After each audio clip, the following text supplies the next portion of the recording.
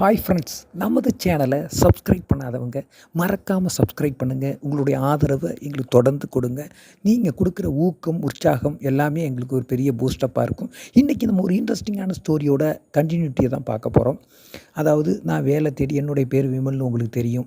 நான் வேலை தேடி எங்கள் கிராமத்திலே இருக்க முடியாது, பட் தங்கியிருந்து வேலை பார்க்குற அளவுக்கு சுச்சுவேஷன் சரியில்லை அப்படிங்கிற மாதிரி ஃபீல் பண்ணிக்கிட்டு இருந்தேன். அந்த நேரத்தில் தான் எங்கள் மாமா சென்னையில் இருக்கார். அவர் வழியாக அங்கே தங்கிக்கிட்டு வேலை பார்க்கலாம், வேலைக்கு ட்ரை பண்ணலாம் அப்படிங்கிற மாதிரி மூவ் பண்ணோம். நான் போய் ஒரு வழியாக சென்னை சேர்ந்தேன். சென்னையில் சேரும்போது தான் அன்ஃபார்ச்சுனேட்லி மாமாவுக்கு தங்கச்சி ஒருத்தவங்க அங்கே உள்ள புதுசாக என்ட்ரி ஆகுறாங்க. அவங்க அறிமுகப்படுத்தி வைக்கிறாங்க, சித்தின்னு, வாணி சித்தின்னு. அப்புறம் தான் தெரியுது அவங்க சித்தியே இல்லை, சுத்தியும் இல்லை.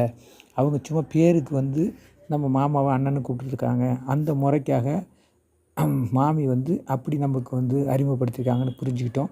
அவங்களும் கொஞ்சம் லைஃப்பை இழந்து இருந்துக்கிட்டு இருக்காங்க. அவங்க நம்மள்ட்ட ரொம்ப க்ளோஸாக. அப்புறம் வாணின்னு கூப்பிட ஆரம்பிக்கிறேன். ஏன்னா 2-3 இயர்ஸ் தான் ஏஜ் தான் வித்தியாசம். அவள் விமல்னு என்னை கூப்பிட்றா. அவள் பார்த்திங்கன்னா சும்மா எப்படி சொல்கிறது, கண் தெரியாத குருடன் இருக்கான்ல, அவங்கூட இவ்வளோ ஒரு அழகான பொண்ணை விட்டுட்டு போயிட மாட்டான். அப்படி இருக்கும்போது சொல்லுவாங்கள்ல, கிளி மாதிரி மனைவி இருந்தாலும் வேறு மாதிரியா உள்ளதை தான் விரும்புவாங்கன்னு அப்படின்னு சொல்லுவாங்க. ஊர் பழமொழி உண்டு. அது மாதிரி இப்படிப்பட்ட ஒரு பேரழகிய எது எங்கெங்கே எப்படி எவ்வளோ பெருசில் இருக்கணுமோ அதை விட பெருசாக அம்சமாக திம்ஸ் கட்ட மாதிரி இருக்க வயசு பன்னிக்குட்டியாக இருந்தாலும் கன்றுக்குட்டியாக இருக்கும்போது ரொம்ப அழகாக இருக்கும்பாங்க. அப்படி இருக்கும் போதே பன்னிக்குட்டிக்கே அந்த ரேஞ்சுனா, இது சும்மா பட்டொலி வீசி பறக்கிற மாதிரி உள்ள பேரழகி. இந்த பேரழகியை பார்த்து விட்டுட்டு போயிருக்கானா, அவன் எவ்வளோ வடிகட்டின மடையனாக இருப்பான் அப்படிங்கிறத நான் ஒவ்வொரு நிமிஷமும் பார்த்து மெய் செலுத்து போனேன். ஏன்னா நடையழகு, இடையழகு, அப்படி 1 by 1 அனைத்தும் அழகு தான். ஆமாம், முன்னாடி இருக்கிற 2 எப்படி சொல்கிறது, 2 சொல்லிக்கிட்டே இருக்க வேண்டியதான் போல இருக்குது. எப்படி வர்ணிக்கிறதுனே தெரில. நானே ஒரு நிமிஷம் எப்படி வர்ணிக்கிறதுன்னு தெரியாமல், ஒரு குண்டு தர்பூசணி, ஒரு குட்டி தர்பூசணி இருந்தால் எப்படி இருக்கும், அந்த மாதிரி 2 குட்டி தர்பூசணி அப்படி தொங்கினா எப்படி இருக்கும், அந்த மாதிரி 2 தர்பூசணியை வச்சுக்கிட்டு இருக்கா. பெரிய தர்பூசணி 2 பின்னாடி இருக்கிற மாதிரி இருக்குது. அதுக்கு முன்னாடி பார்த்திங்கன்னா அழகான, நம்ம பாட்டி சுடுற வடைன்னு சொல்லுவாங்களா, அழகான வடை, காக்கா கதையில் வருமே அந்த வடை, அது நல்லா பெரிய வடையாக இருந்து, சும்மா ஆமை வடையோ என்னமோ ஒரு வடை சொல்லுவாங்க, அந்த மாதிரி வடையில் அழகான ஒரு பொத்தை இருந்தால், அந்த பொத்தை எவ்வளோ விசாலமாக அழகாக பார்க்குறது ரம்மியமாக இருக்கும். அதுலேருந்து அந்த ஜீரா தண்ணி வழிஞ்சுதுன்னா எப்படி இருக்கும், அப்படிலாம் பார்த்து ரசிக்கிற அளவுக்கு உள்ள விஷயங்கள் நிறையா இருக்குது. இவங்கள்ட்ட நம்ம போட்டி போட்டு விளையாண்டு தோத்தாலும் சரி ஜெயித்தாலும் சரி, அது எவ்வளோ சுவாரஸ்யமாக இருக்கும். அப்படிலாம் பார்க்கும்போது இதை விட்டுட்டு ஒருத்தவன் இப்படிப்பட்ட ஒரு பார்ட்னர், நம்ம விளையாடுறதுக்கு அருமையான பார்ட்னர் இருந்தும் அதை விட்டுட்டு போயிருக்காங்கும் போது இவனை விட வடிகட்டின முட்டாள் இல்லைன்னு தான் தோணும். இப்படியே போய்கிட்டு இருந்து எங்கள் 2 பேருக்குள்ளே நல்லா சிரித்து பேசி, தட்டி பேசி, தொட்டு பேசி, எட்டி நின்று பேசி, ஓடி பிடிச்சி பேசி, இப்படி பேசிக்கிட்டே இருப்போம். மொட்டை மாடியில் உட்காந்துட்டு ரொம்ப ஜோவியலாக ஜாலியாக பேசுவோம். எங்கள் மாமி ரொம்ப ஜோவியல் டைப்பு. அவங்களும் அரட்டை கச்சேரி அடிப்பாங்க. அவங்க கூட சேர்ந்துட்டு 3 பேர் அரட்டை அடிப்போம். அப்படி இல்லாத நேரத்தில் என்னாச்சுன்னா, அவங்க போய் ஸ்நாக்ஸ் ரெடி பண்ணிட்டு வருவாங்க, காஃபி ரெடி அவங்க ரொம்ப எப்படி சொல்கிறது, ரொம்ப ஜோவியல் டைப் அவங்க. அவங்க கொஞ்சம் அதாவது ஹியூமன் சென்ஸ் உள்ளவங்கன்னு சொல்லுவாங்கள்ல, பிரத்தியாரோடைய அந்த கஷ்டம், வலி, வேதனைகளை சுமக்க தெரிஞ்சவங்க. அவங்க இந்த வயசை கடந்து போய்கிட்டுருக்கவங்க. அவங்களுக்கு என்ன அமைஞ்சு போனால் நம்ம வாணியோட ஒரு 2-3 வயசு அதிகமாக இருப்பாங்க. என்னட்டேருந்து ஒரு 6 ஏஜ் டிஃப்ரெண்ட், 6 வயசு வித்தியாசம். இவங்க ஒரு 2.5-3 வயசு வித்தியாசம். இதுதான். அதனால் ரொம்ப ஜோவியலாக இருப்பாங்க. அவங்க நினச்சிப்பாங்க, நமக்கு எந்த அளவுக்கு பசி இருக்குது, நம்ம விளையாடுறதுக்கு பார்ட்னர் வச்சுக்கிட்டு இருக்கோம். அந்த மாதிரி இருக்கும்போது நம்மளை மாதிரி தான் அந்த பொண்ணு, அவள் பாவமே அப்படின்னு அவங்களையும் ரொம்ப என்கரேஜ் பண்ணுவாங்க. என்னையும் ரொம்ப சீட் பண்ணுவாங்க, கிண்டல் பண்ணுவாங்க, நக்கல் பண்ணுவாங்க. ரொம்ப நல்லாயிருக்கும். எங்கள் மாமியை சொல்லவே வேண்டியதில்லை. அவங்க பார்த்திங்கன்னா சும்மா அச்சில் வாத்த மாதிரி இருப்பாங்க. இந்த பங்களா வாத்து மாதிரி சும்மா அவங்க ஆட்டி ஆட்டி நடக்கிற அழகு இருக்கு, அடாடாடாடாடா, அதை பார்த்துக்கிட்டே இருக்கலாம் போல இருக்கும். அப்படி இருப்பாங்க மாமியும். ஆமாம், மாமியை பார்த்தோன்னே எல்லோரும் விளையாட காமி மாமி காமிங்கிற மாதிரியே தோணும். என்னத்தை காமிக்கணும், விளையாடுறதுக்கு வா, விளையாடு, பாலை காமி அப்படின்னு சொல்லுவாங்கள்ல, பாலை காமி, கோல் போடுறதுக்கு குழியை காமி, இப்படின்னு அது மாதிரி பார்க்குறதுக்கு அவ்வளோ சூப்பராக இருப்பாங்க. அவங்களும் சேர்ந்துக்கிட்டு என்னை ரொம்ப ஓட்டுவாங்க.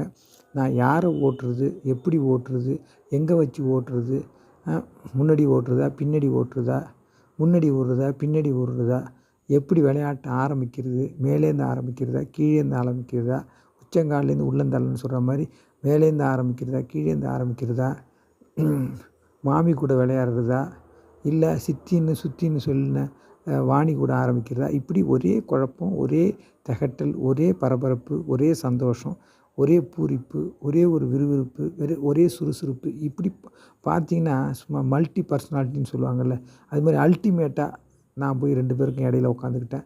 அதனால் 2 பேருமே கண்ணாம்பூச்சி ஆடிக்கிட்டு, ஓடிக்கிட்டு ரொம்ப கூத்து கும்மாளமாக இருப்போம்.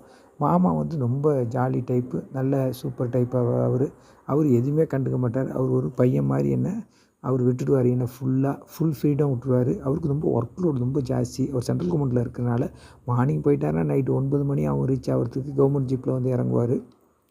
அதனால் அவர் ரொம்ப ஃபீல் பண்ணவே மாட்டார். அவர் டேக் இட் ஈஸி பாலிசி உள்ளவர் வந்து சொல்லுவாங்கள்ல, அதனால் டேக் இட் ஈஸி பாலிசி உள்ளவர் அவர்னா. அதை பற்றி ரொம்ப ரிஸ்க் எடுத்துக்கவே மாட்டார். எதையுமே எல்லாத்தையுமே வந்து ஈஸியாக ஹேண்டில் பண்ணுவார். அதனால் நாங்கள் விடிஞ்சு எழுந்திரிச்சிட்டாவே எங்கள் அரட்டை கச்சேரி வந்து ஆரம்பிச்சிடும். ஈவினிங் ஆகிட்டுனா சும்மா வந்து சொல்லுவாங்கள்ல, அந்த கலக்கல் சபாங்கிற மாதிரி அந்த மாதிரி போய்கிட்டு இருக்கோம்.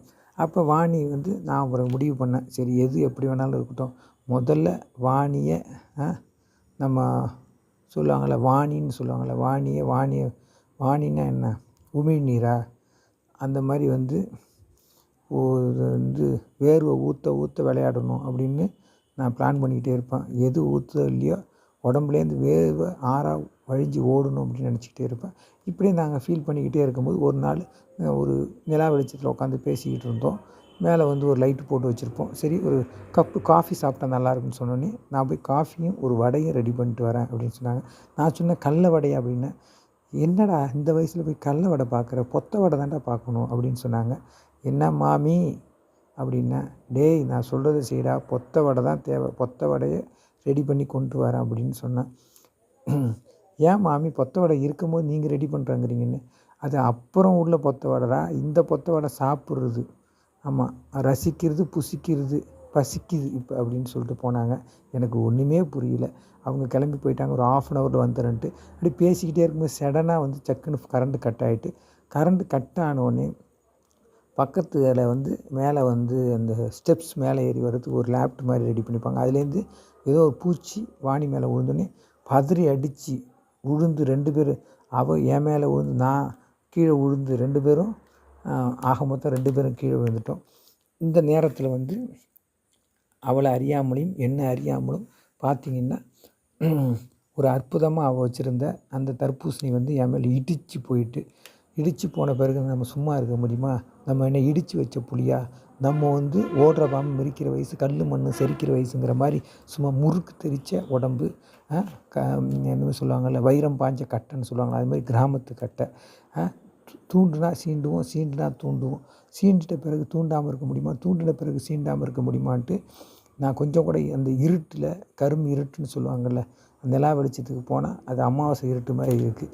அந்த நேரத்தில் என்ன பண்ணேன், சரி நடக்கிறது நடக்கட்டுன்னு ஒரு பிடிச்சி பார்த்தேன்.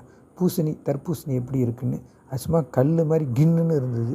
அவள் ஒரு நிமிஷம், என்ன விமல் அப்படின்னா, இல்லை வாணி, ஏதோ மேலே வந்து இதை இடித்த மருந்து, அதான் என்ன இடிச்சுன்னு அவளாக பிடிச்சி பார்த்தா அது என்ன கல் மாதிரி இருக்குது அப்படின்னு. டேய் விமல், அது வந்து இது தர்பூசணி இல்லைடா, அது வந்து மல்கோவா மாம்பழம்டா, அது அல்ஃபோன்ஸா மாம்பழம் மாதிரி மல்கோவா மாம்பழம்டா அப்படின்னு சொன்னாங்க. மாம்பழம் மாதிரி தெரியலையே, மாங்காய் மாதிரி இருக்குது, எனக்கு பார்த்தா தர்பூசணி மாதிரி தோணுது அப்படின்னு சொன்னேன். அப்படியா படவா, என்ன என்கிட்ட கிண்டல் பண்ணுறியா அப்படின்னு சொல்லி கிண்டல் அடித்தேன். என்னடி படவாங்கிற அப்படின்னு. என்னடா முதல்ல சித்தின்னு ஆரம்பித்தேன், அப்புறம் வாங்க போங்கன்னு மரியாதையாக, அப்புறம் பேரை சொல்லி கூப்பிட்றான்னு நான் கெஞ்சோன்னு கெஞ்சினேன். ஐயோ எனக்கு ஒரு மாதிரியாக இருக்குது, கூச்சமாக இருக்குது, அப்படி இப்படிலாம் சொன்னேன். இப்போ சர்வசாரம் வாடி போடிங்கிற, வாடினாலும் போடினாலும் ஒன்று தானே, ஏன் உன்னை வாடின்னு கூப்பிடக்கூடாதா? சரி இல்லை போடின்னு சொல்லிடுறேன், ஏன் உன்னை வாடி? பரவாயில்ல விமல், நீ எப்படி வேணாலும் கூப்பிட்ற, நீ எப்படி கூப்பிட்டாலும் அது அழகு தான்டா. உன்னோட அழகை என்னால் பார்க்க முடியல, 2 கண்ணே பத்த மாட்டுது, நம்ம விளையாடணும்னு ஆசைப்பட்டுக்கிட்டு இருக்கேன். அப்படி இருக்கும்போது நீனே அழகுன்னு ஏன் என்ன இப்படி சொல்கிற அப்படின்னு சொன்னேன். இப்படி பேசிக்கிட்டே இருக்கும்போது இருட்டில் வந்து நான் வந்து இன்னொரு ட்ரிப் பிடிச்சி பார்க்குறேன் அப்படின்னு சொல்லிட்டு காயா பழமா மல்கோவாவா இன்னும் திரும்ப வேகமாக பிடிச்சேன். ஏய் பொல்லாதவனாக இருக்கியேடா அப்படின்னு சொன்னேன். என்ன நான் தான் சொல்லிட்டு தானே பிடிச்சி பார்க்குறேன், நீ பத்திரமா இத்தனை வருஷமாக வச்சுருக்கேன்னு சொன்னேன். அந்த பழத்தை என்ன பழம்னு செக் பண்ண வேணாமா அப்படின்னு சொன்னேன். அந்த சாக்குலேயே இன்னொரு பக்கத்தில் உள்ள பழத்தை பிடிச்சி பார்த்தேன். டேய் இந்த பழம் இல்லைடா அந்த பழத்தை, ரெண்டும் ஒரு பழம் தானே, ரெண்டும் ஒரு மாதிரியான பழம் தானே அப்படின்னு சொன்னேன்.